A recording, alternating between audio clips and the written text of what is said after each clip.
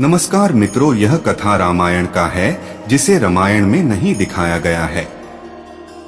दोस्तों, वीडियो को लास्ट तक जरूर देखें। मित्रों, रावण के मरने के बाद जब सीता से मिलने पहुंची शूर्पणखा, जाने फिर क्या हुआ। रावण के वध के बाद भी शूर्पणखा के मन में बदले की आग धधक रही थी। जब राम ने सीता को त्यागा, उसके बादल शूर्पणखा उन्हें भड़काने पहुंची। सीता ने कुछ ऐसा कहा जो हम सबके जीवन का मंत्र बन सकता है। रामायण और महाभारत की कथाएं हमें जीवन जीने की सीख देती हैं। रामायण की मुख्य कहानी तो हम सब पढ़ते, सुनते और देखते हैं। हालांकि कुछ ऐसे किस्से भी हैं जो कम लोग जानते हैं। रामायण के हर पात्र से कुछ न कुछ सीख मिलती है। इसमें वर्णित घटनाएं भी हमें जीवन जीने और रिश्ते निभाने की कला सिखाती हैं। रामायण शूर्पणखा की भूमिका काफी अहम रही है। एक कथा के मुताबिक रावण के मरने के बाद शूर्पणखा सीताजी से मिलने पहुंची थी। जाने वहां क्या राम और रावण के झगड़े की जड़ शूर्पणखा थी।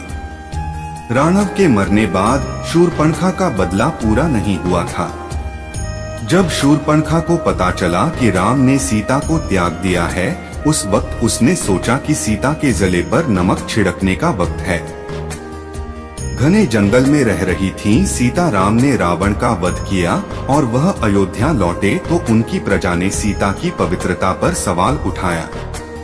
पति का मान रखने के लिए गर्भवती सीता वन में रहने चली गई थी। वह घने जंगलों में गई जहां वाल्मीकि मिले। उन्होंने सीता को अपने पास शरण दी। जब सीता शांति के साथ वहां रह रही थी तो शूर्पणखा उनसे मिलने पहुंची।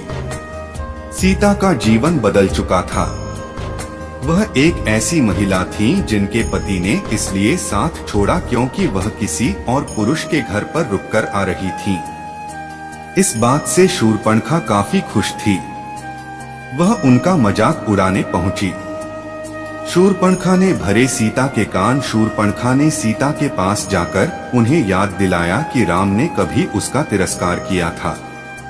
आज सीता के साथ भी वही किया।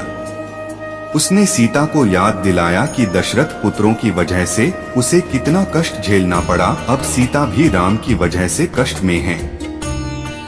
सीता ने शांत भाव से शूर्पणखा को बैठाया और बेट दिए। कहा कि ये उतने ही मीठे हैं जितने की मंदोदरी की बगिया के थे।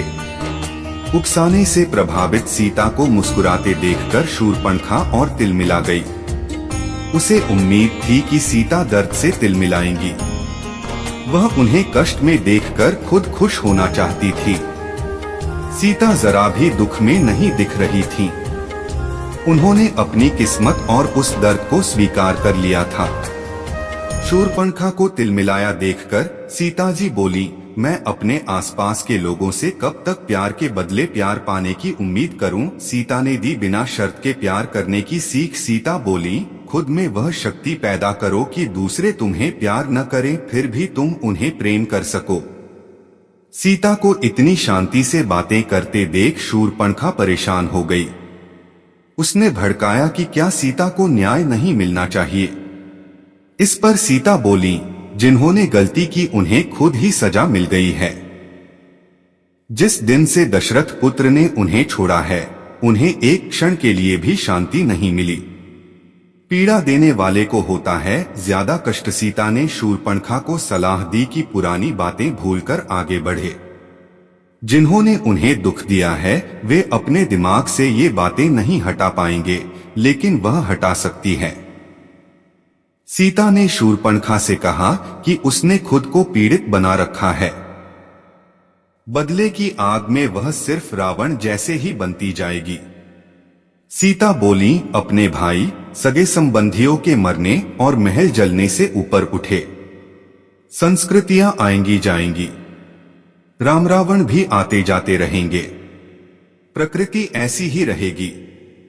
सीता बोली, मैं इसका ही आनंद ले रही हूं।